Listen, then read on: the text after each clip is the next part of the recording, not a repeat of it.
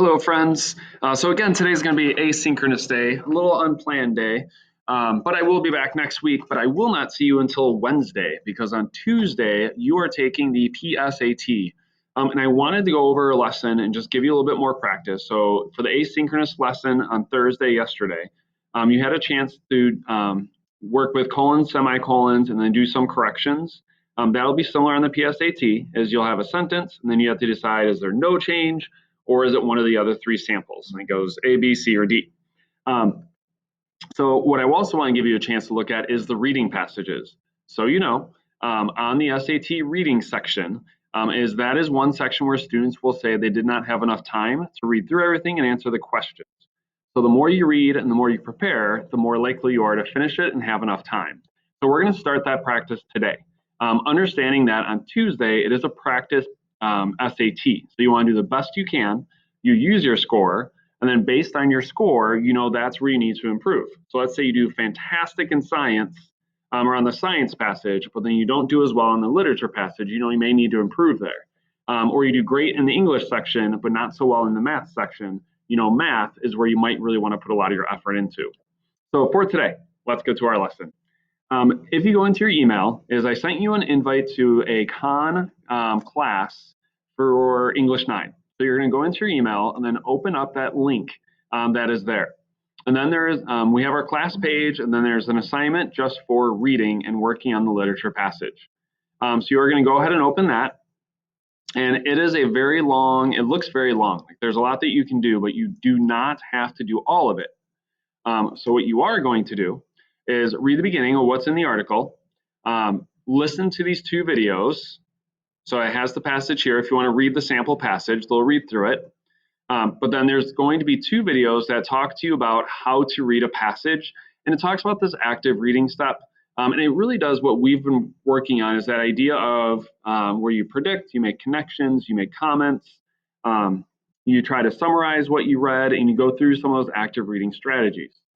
So you're going to watch these two videos, and then it goes over the different types of questions.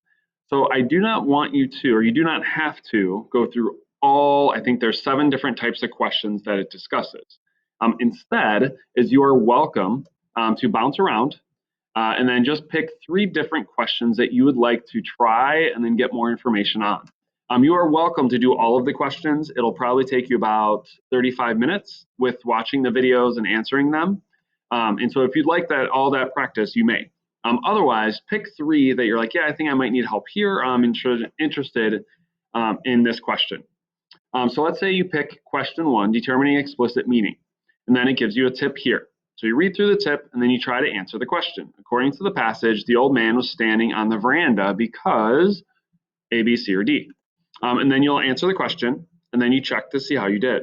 Again, if you need to go back and read the passage, there is a link at the top. Those of us at home, feel free to print it. If you want to just have it there, you can mark it up like the actual SAT. Otherwise, you can have it open in another tab. So you go ahead and answer that question, you check your answer, and then there's a video that's going to walk you through. There he is. It'll walk you through how they answered it, where they found it in the passage, and how they knew that was the answer.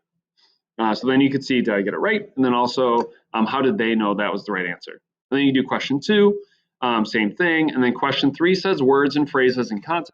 You're like, I think I'm pretty good with those. I know those really well. You can go down to still try them. So you can try the question, see if you get it right. If you get them both right, you're like, yeah, I think I'm good. Then you can go on to questions 4 and 5, analyzing purpose and citing textual evidence. So try to watch at least 3 of the videos. Maybe answer all the questions, see how you do on those.